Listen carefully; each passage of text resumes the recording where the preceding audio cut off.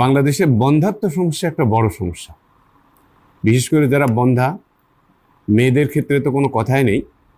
তাদের জীবন যে কত কঠিন, আমরা ডাক্তাররা মাঝে মাঝে তার কিছুটা আঁচ পেয়ে থাকি।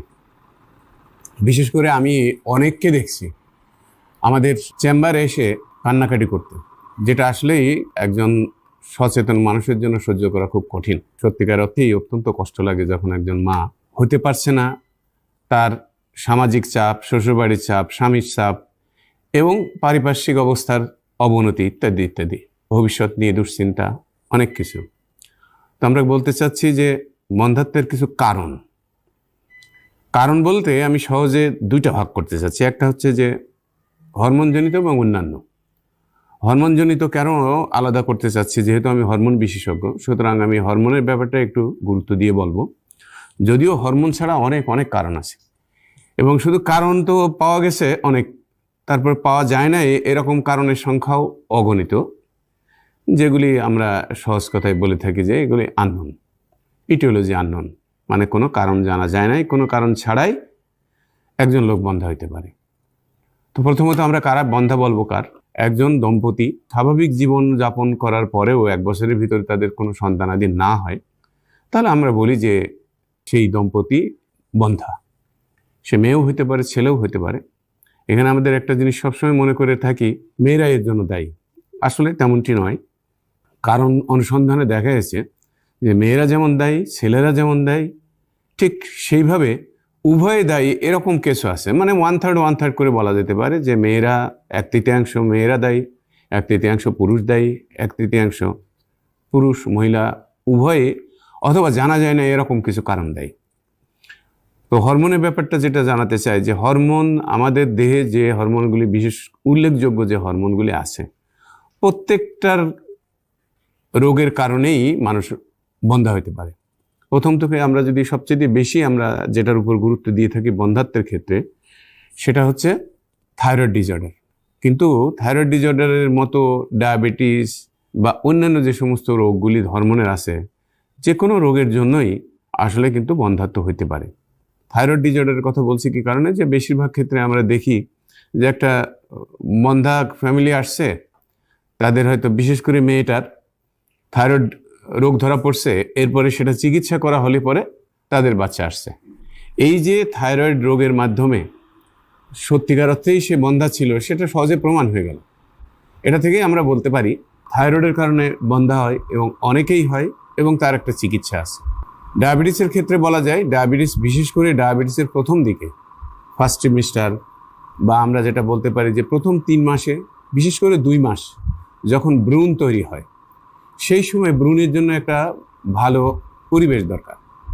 ডায়াবেটিস রোগীর ক্ষেত্রে সেই পরিবেশটা নাও থাকতে পারে, যার ফলে হয় কি, ভ্রূণ জন্মের পরপরই এটা ধ্বংস হয়ে যেতে পারে।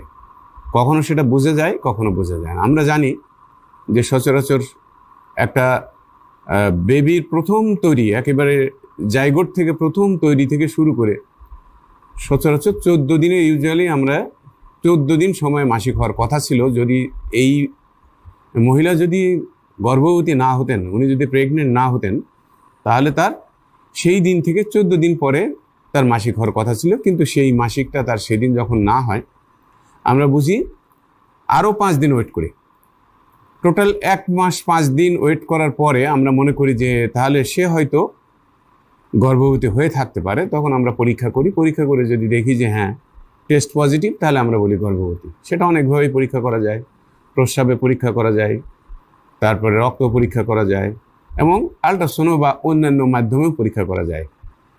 এমনকি একটু বড় হয়ে গেলে এক্স-রে দিয়েও পরীক্ষা করা যায় যে বেবি ভিতরে আছে কি নেই, অর্থাৎ সে প্রেগনেন্ট কি না। তাহলে হরমোন কারণের ভিতর বিশেষ করে আমি এই দুইটার কথাই বলতে চাই। তাছাড়া আমরা বলি স্টেরয়েড হরমোন, এর স্টেরয়েড হরমোন না থাকলেও যেরকম বন্ধ্যা হইতে পারে, স্টেরয়েড হরমোনের আধিক্যের জন্যও বন্ধ্যাত্ব হইতে পারে। তাছাড়াও আমরা মেয়েদের একটা কমন রোগ আজকাল দেখতে পাচ্ছি, আগে এই রোগটা এত ছিল না, যেটাকে আমরা হলো পিসিওডি অথবা পিসিওএস, পলিসিস্টিক ওভারিয়ান ডিজিজ, যেগুলি। তো এই কারণগুলি, হরমোনাল কারণগুলি, এই জন্য আমরা বিশেষ করে উল্লেখ করতে চাই যে অ্যানাটমিক্যাল সমস্যা, যেরকম যদি কোনো জন্ম শুরু থেকে শেষ পর্যন্ত এই পথে যদি কোথাও বাধা থাকে, সেইটা সার্জিক্যাল অপারেশন বা ডাইলেটেশন বা এরকম কিছু হয়তো তার চিকিৎসা করা যায়, সেটা কিছুটা খরচবহুল। কিন্তু হরমোনের যে চিকিৎসাগুলি এগুলি খুবই কম খরচ। বিশেষ করে আমরা জানি যে যাদের বারবার মিসক্যারেজ হচ্ছে, বাচ্চা নষ্ট হয়ে যাচ্ছে, বাচ্চা পড়ে যাচ্ছে, তাদের ক্ষেত্রে আমরা দেখব যদি ডায়াবেটিস ভালোভাবে কন্ট্রোল করা যায় তাহলে এই সমস্যাটা কম হবে। থাইরয়েড ডিসঅর্ডারগুলি, থাইরয়েডের যে হরমোনের খুব অভাব অথবা অতিরিক্ততা এরকম যদি থাকে তাহলেও সেগুলি যদি চিকিৎসা করা যায় তাহলে আমরা ঈপ্সিত ফল লাভ করতে পারি অতি অল্প খরচে। শুধুমাত্র জ্ঞানের অভাবের কারণে এই সমস্ত মায়েরা বন্ধ্যা হয়ে থাকে, যেটা চিকিৎসা করা সম্ভব। যে হরমোনাল যে রোগগুলি আছে, হরমোনের আধিক্যও খারাপ, হরমোনের ঘাটতিও খারাপ। থাইরয়েড হরমোন বেশি হলেও খারাপ, থাইরয়েড হরমোন কম হলেও খারাপ। সুতরাং আপনাদের যাদের বন্ধ্যাত্ব হয়েছে, 1 বছরের ভিতর যাদের সন্তানাদি হয় নাই, তারা অবশ্যই প্রথম কাজ হবে আপনাদের ডায়াবেটিস এবং থাইরয়েডের পরীক্ষা করা। ডায়াবেটিস থাইরয়েডের যদি কোনো সমস্যা না থাকে তারপরে আপনি ফার্দার আগাইতে পারেন। কোনো গাইনি ডাক্তারের কাছে যে দেখতে পারেন যে আপনার প্যাসেজে কোনো বেবি হওয়ার যে পথ, সেই পথে কোনো প্রতিবন্ধকতা আছে কিনা সেগুলি দেখবে। তারা এইগুলি পরীক্ষা করে দেখবে আপনার অঙ্গ প্রত্যঙ্গগুলি ঠিক আছে কিনা, সেগুলি ওনারা দেখবেন। সুতরাং আর কতগুলি কারণ আছে যেগুলি আসলে গাইনিও না, সরাসরি হরমোনেরও না। যেরকম পুষ্টি আধিক্য, যেরকম আপনার বন্ধ্যাত্ব হতে পারে। কেউ যদি খুবই পাতলা হয়, একেবারেই ক্যাকেকটিক, এই জাতীয় লোকেরও কিন্তু বেবি কনসিভ ঠিক মতো হয় না। সুতরাং অনেকে আছে, আমাদের মেয়েরা ইদানিং অনেকেই ডায়েট কন্ট্রোল করতে করতে নিজেদের অপটিমাম ডায়েট, নিজেদের কাঙ্ক্ষিত ওজন, বাঞ্ছিত ওজন, এই জিনিসগুলি ভুলে যায়। তারা করে কি পাতলা হইতে হইতে একেবারে পাতলা হয়ে যায়।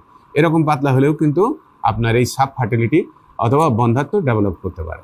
প্রাথমিকভাবে আপনি যদি কারোর সাথে কথা আলাপ করতে চান তাহলে একজন MBBS ডাক্তারের কাছে যাবেন। MBBS ডাক্তার এখন আমাদের অনেক আছে। আমরা মনে করি যদিও হয়তো জনসংখ্যার অনুপাতে সেই পরিমাণ নাই, কিন্তু যে পরিমাণ আছে সেটাও একেবারে নগণ্য নয়। আমরা ইতিমধ্যেই স্বাস্থ্য ব্যবস্থার অনেক উন্নতি হয়েছে। বিগত বছরগুলির চাইতে প্রায় দ্বিগুণ ডাক্তার পোস্টিং দেওয়া হয়েছে, নার্সদের পোস্টিং দেওয়া হয়েছে। সুতরাং আপনি আশা করি আপনার খুব ঘরের কাছেই হয়তো ডাক্তার, একজন MBBS ডাক্তার পেয়ে যাবেন। এমনকি সরকারি ডাক্তার, বেসরকারি ডাক্তার, যে কোনো একজন ডাক্তারের কাছে যাবেন। আমি বিশ্বাস করি বেশিরভাগ ক্ষেত্রেই এই সমস্ত চিকিৎসা আছে। খুব কম লোকেরই আছে যে যাদের চিকিৎসা নাই।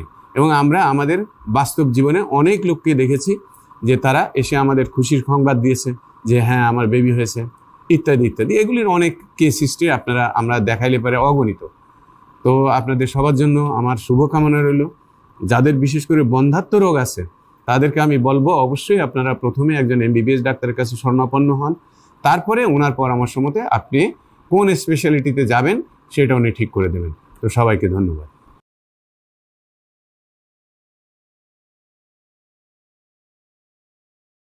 তাদের চিকিৎসা নাই এবং আমরা আমাদের বাস্তব জীবনে অনেক লোককে দেখেছি যে তারা এসে আমাদের খুশির সংবাদ দিয়েছে যে হ্যাঁ আমার বেবি হয়েছে, ইত্যাদি ইত্যাদি। এগুলির অনেক কেস হিস্ট্রি আমরা দেখাইলে পারে অগণিত।